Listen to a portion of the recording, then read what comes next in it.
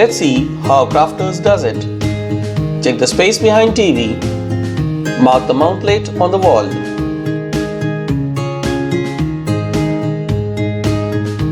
Drill on the mark. Place the dowels and fix the screws. Know your sensor head. There's a large one and there's a small one. Paste the small sensor on the IR point of set-top box.